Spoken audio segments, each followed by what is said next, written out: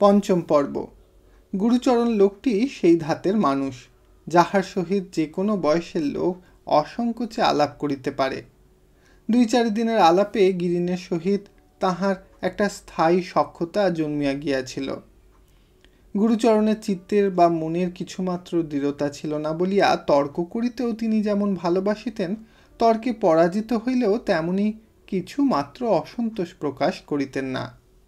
সন্ধ্যার পর চা খাইবার নিমন্ত্রণ তিনি গিরিনকে করিয়া রাখিয়াছিলেন। অফিস হইতে ফিরিতেই তাহার দিবা অবসান হইয়া যাইত। হাত মুখ ধুইয়াই বলিতেন, ললিতে, চা তৈরি হলো মা? কালী, যা যা তোর গিরিন মামাকে এইবার ডেকে আন। তারপর উভয় চা খাওয়া এবং তর্ক চলিতে থাকিত। ললিতা কোনো কোনো দিন মামার আড়ালে বসিয়া চুপ করিয়া শুনিত। সেদিন গিরিনের যুক্তিতর্ক শত মুখে উচ্চারিত হইতে থাকিত। তর্কটা প্রায়ই আধুনিক সমাজের বিরুদ্ধেই হইত। সমাজের হৃদয়হীনতা, অসঙ্গত উপদ্রব এবং অত্যাচার, এ সমস্তই সত্য কথা। একে তো সমর্থন করিবার বাস্তবিক কিছু নাই, তাহাতে গুরুচরণের উৎপীড়িত অশান্ত হৃদয়ের সহিত গিরিনের কথাগুলা বড়ই খাপ খাইত। তিনি শেষকালে ঘাড় নাড়িয়া বলিতেন, ঠিক কথা গিরিন, কার ইচ্ছে আর না করে নিজের মেয়েদের যথাসময়ে ভালো জায়গায় বিয়ে দিতে, কিন্তু দিই কি করে? সমাজ বলছেন দাও বিয়ে, মেয়ের বয়স হয়েছে, কিন্তু দেবার বন্দোবস্ত করে তো দিতে পারেন না। যা বলেছ গিরিন, এই আমাকে দিয়েই দেখো না কেন, বাড়িটুকু পর্যন্ত বন্ধক পড়েছে। 2 দিন পরে ছেলে মেয়ের হাত ধরে পথে গিয়ে দাঁড়াতে হবে। সমাজ তখন তো বলবেন না, এসো আমার বাড়িতে আশ্রয় নাও, কি বলো হে? গিরিন হয়তো চুপ করিয়া থাকিত। গুরুচরণ নিজেই বলিতেন, খুব সত্য কথা, এমন সমাজ থেকে জাত যাওয়াই মঙ্গল। খাই না খাই শান্তিতে থাকা যায়।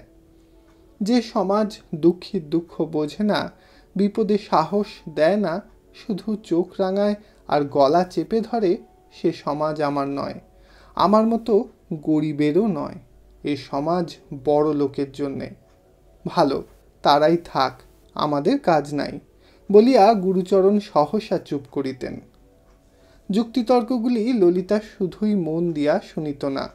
রাত্রে বিছানায় শুইয়া যতক্ষণ ঘুম না আসিত, নিজের মনে বিচার করিয়া দেখিত। প্রতি কথাটি তাহার মনের উপর গভীরভাবে মুদ্রিত হইয়া উঠিতেছিল। সে মনে মনে বলিত, যথার্থই গিরিনবাবুর কথাগুলি অতিশয় ন্যায়সঙ্গত। মামাকে সে অত্যন্ত ভালোবাসিত। সেই মামার সপক্ষে টানিয়া গিরিন যাহাই কিছু বলিত, সমস্তই তাহার কাছে অভ্রান্ত সত্য বলিয়া মনে হইত। তাহার মামা বিশেষ করিয়া তাহারই জন্য ব্যতিব্যস্ত হইয়া উঠিতেছে, অন্ন জল পরিত্যাগ করিতেছে। তাহার নির্বিরোধী দুঃখী মামা তাহাকে আশ্রয় দিয়াই এত ক্লেশ পাইতেছে। কিন্তু কেন কেন মামার জাত যাবে?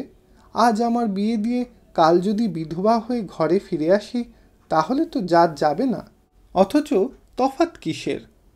গিরিনের এই সমস্ত কথার প্রতিধ্বনি সে তাহার ভাড়াতুরা হৃদয় হইতে বাহির করিয়া আর এক বার তন্ন তন্ন করিয়া আলোচনা করিতে করিতে ঘুমাইয়া পড়িত। তাহার মামার হইয়া, মামার দুঃখ বুঝিয়া যে কেহ কথা কহিত, তাহাকে শ্রদ্ধা না করিয়া, তাহার মতের সহিত মত না মিলাইয়া ললিতার অন্য পথ ছিল না। সে গিরিনকে আন্তরিক শ্রদ্ধা করিতে লাগিল। ক্রমশ গুরুচরণের মতো সেও সন্ধ্যার চা পানের সময়টির জন্য অপেক্ষা করিয়া থাকিত। পূর্বে গিরিন ললিতাকে আপনি বলিয়া ডাকিত। গুরুচরণ নিষেধ করিয়া বলিয়াছিলেন, ওকে আবার আপনি কেন গিরিন, তুমি বলে ডেকো। তখন হইতে সে তুমি বলিয়া ডাকিতে শুরু করিয়াছিল। একদিন গিরিন জিজ্ঞাসা করিয়াছিল, তুমি চা খাও না ললিতা? ললিতা মুখ নিচু করিয়া ঘাড় নাড়িলে গুরুচরণ বলিয়াছিলেন, ওর শেখরদার বারণ আছে, মেয়ে মানুষের চা খাওয়া সে ভালোবাসে না। হেতু শুনিয়া যে গিরিন সুখী হইতে পারে নাই, ললিতা সেটুকু বুঝিতে পারিয়াছিল। আজ শনিবার, অন্য দিনের অপেক্ষা এই দিনটার সভা ভাঙিতে অধিক বিলম্ব হইল। চা খাওয়া শেষ হইয়া গিয়াছিল। গুরুচরণ আজ আলোচনায় তেমন উৎসাহের সহিত যোগ দিতে পারিতেছিলেন না। মাঝে মাঝে কি একরকম অন্যমনস্ক হইয়া পড়িতেছিলেন। গিরিন সহজেই তাহার লক্ষ্য করিয়া প্রশ্ন করিল, আজ আপনার দেহটা বোধ করি তেমন ভালো নাই। গুরুচরণ হুঁকাটা মুখ হইতে সরাইয়া লইয়া বলিলেন, কেন, দেহ তো বেশ ভালোই আছে। গিরিন সংকোচের সহিত বলিল, তাহলে অফিসে কি কিছু? না, তাও তো কিছু নয় বলিয়া গুরুচরণ একটু বিস্ময়ের সহিত গিরিনের মুখের দিকে চাহিলেন। তাহার ভিতরের উদ্বেগ যে বাহিরে প্রকাশ পাইতেছিল তাহা এই নিতান্ত সরল প্রকৃতির মানুষটি বুঝিতেই পারেন নাই।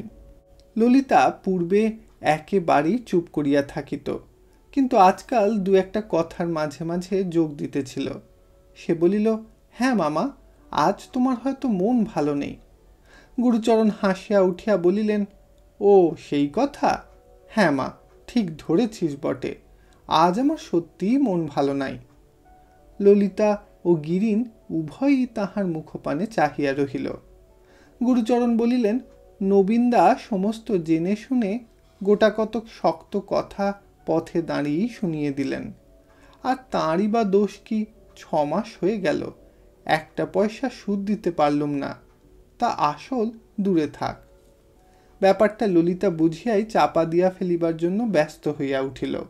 তাহার কাণ্ডজ্ঞানহীন মামা পাছে ঘরের লজ্জাকর কথাগুলা পরের কাছে ব্যক্ত করিয়া ফেলে এই ভয়ে সে তাড়াতাড়ি বলিয়া উঠিল, তুমি ভেবো না মামা, সেসব পরে হবে। কিন্তু গুরুচরণ সেদিক দিয়াও গেলেন না, বরং বিষণ্ণভাবে হাসিয়া বলিলেন, পরে আর কি হবে মা? তা নয় গিরিন, আমার এই মাটি চায় তার বুড়ো ছেলেটি যেন কিছু ভাবনা চিন্তা না করে, কিন্তু বাইরের লোকে যে তো দুঃখী মামার দুঃখটা চেয়ে দেখতেই চায় না। ললিতে? গিরিন জিজ্ঞাসা করিল, নবীনবাবু আজ কি বললেন? গিরিন যে সমস্ত কথাই জানে ললিতা তাহা জানিত না, তাই তাহার প্রশ্নটাকে অসঙ্গত কৌতূহল মনে করিয়া অত্যন্ত ক্রুদ্ধ হইয়া উঠিল। গুরুচরণ খুলিয়া বলিলেন, নবীন রায়ের স্ত্রী বহুদিন হইতে অজীর্ণ রোগে ভুগিতেছিলেন। সম্প্রতি রোগ কিছু বৃদ্ধি হওয়ায় চিকিৎসকেরা বায়ু পরিবর্তনের ব্যবস্থা করিয়াছেন। অর্থের প্রয়োজন, অতএব এই সময় গুরুচরণের সমস্ত সুদ এবং কিছু আসল দিতে হইবে।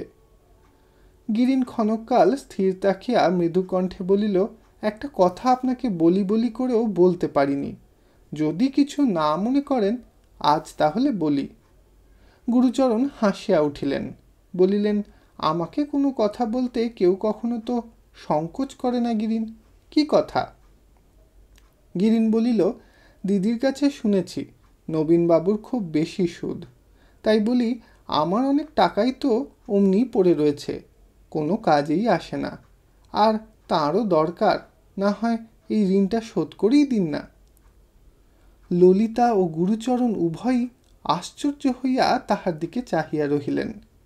গিরিন অত্যন্ত সংকোচের সহিত বলিতে লাগিল, আমার এখন তো টাকার বিশেষ কোনো আবশ্যক নাই, তাই যখন আপনার সুবিধা হবে ফিরিয়ে দিলেই চলবে, ওদের আবশ্যক, সেই জন্যে বলছিলাম যদি।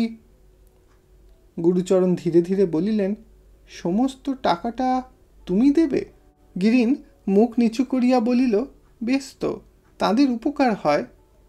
গুরুচরণ প্রত্যুত্তরে কি একটা বলিতে যাইতেছিলেন, ঠিক এই সময় আন্নাকালী ছুটিয়া আসিয়া পড়িল। সেজদি, জলদি, শেখরদা কাপড় পরে নিতে বললেন, থিয়েটার দেখতে যেতে হবে বলিয়াই যেমন করিয়া আসিয়াছিল তেমনি করিয়া চলিয়া গেল। তাহার ব্যগ্রতা দেখিয়া গুরুচরণ হাসিলেন। ললিতা স্থির হইয়া রহিল। আন্নাকালী মুহূর্ত পরেই ফিরিয়া আসিয়া বলিল, কই উঠলেন না সেজদি? আমরা সবাই দাঁড়িয়ে রয়েছি যে। তথাপি ললিতা উঠিবার কোনো লক্ষণ প্রকাশ করিল না। সে শেষ পর্যন্ত শুনিয়া যাইতে চায়, কিন্তু গুরুচরণ কালীর মুখের দিকে চাহিয়া একটুখানি হাসিয়া ললিতার মাথায় একটা হাত দিয়া বলিলেন, তাহলে যা মা, দেরি করিস নে, তোর জন্যে বুঝি সবাই অপেক্ষা করে আছে।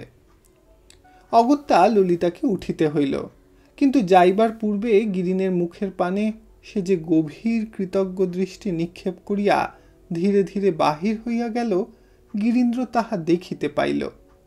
মিনিট 10 পরে কাপড় পরিয়া প্রস্তুত হইয়া সে পান দিবার ছুতা করিয়া আর একবার বাহিরের ঘরে নিঃশব্দ পদক্ষেপে আসিয়া প্রবেশ করিল। গিরিন চলিয়া গিয়াছে। একাকী গুরুচরণ মোটা বালিশটা মাথায় দিয়া চোখ বুজিয়া শুইয়া আছেন। তাহার মুদিত চক্ষুর দুই পাশ বাহিয়া জল ঝরিতেছে। এ যে আনন্দাশ্রু। ললিতা তাহা বুঝিল বলিয়াই তাহার ধ্যান ভাঙিয়া দিল না। যেমন নিঃশব্দে প্রবেশ করিয়াছিল তেমনি নিঃশব্দে বাহির হইয়া গেল। অনতিকাল পরে সে যখন শেখরের ঘরে আসিয়া উপস্থিত হইল, তখন তাহার নিজের চোখ দুটিও অশ্রু ভারে ছলছল করিতেছিল। আন্নাকালী ছিল না, সে সকলের আগে গাড়িতে গিয়া বসিয়াছিল। একাকী শেখর তাহার ঘরের মাঝখানে চুপ করিয়া দাঁড়াইয়া বোধ করি ললিতার অপেক্ষাতেই ছিল। মুখ তুলিয়া তাহার জল ও ভারাক্রান্ত চোখ দুটি লক্ষ্য করিল। সে 8-10 দিন ললিতাকে দেখিতে না পাইয়া মনে মনে অতিশয় বিরক্ত হইয়াছিল, কিন্তু এখন সে তাহা ভুলিয়া উদ্বিগ্ন হইয়া বলিয়া উঠিল, ও কি, কাঁদছ নাকি? এই কয়দিনের একান্ত অদর্শনে শেখরের মনের মধ্যে একটা পরিবর্তন ঘটিতেছিল। তাই সে কাছে সরিয়া আসিয়া 2 হাত দিয়া সহসা ললিতার মুখ তুলিয়া ধরিয়া বলিল, সত্যি কাঁদছ যে, হলো কি? ললিতা এবার নিজেকে আর সামলাইয়া রাখিতে পারিল না। সেইখানে বসিয়া পড়িয়া আঁচলে মুখ ঢাকিয়া কাঁদিয়া ফেলিল। ইতি পরিণীতা উপন্যাসের 5ম পর্ব সমাপ্ত হইল। ধন্যবাদ।